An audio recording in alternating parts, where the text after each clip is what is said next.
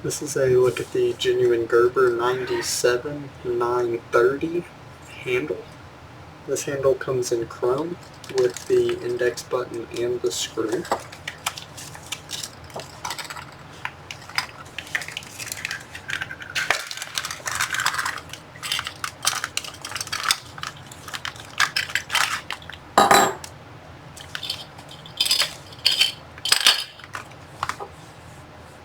This part here is metal. This part is plastic. That would just screw down onto there. You can see this goes down in there. And then of course the screw would come through here to connect to the cartridge. There's the screw through there. That goes right there. Then this falls through here.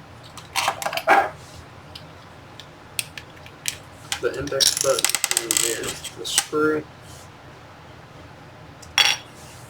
Get a few measurements here.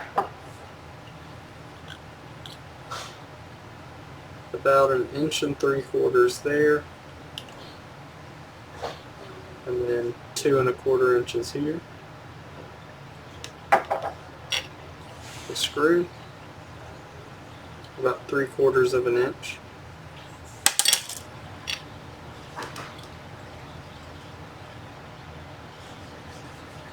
About 2 1/2 inches overall there.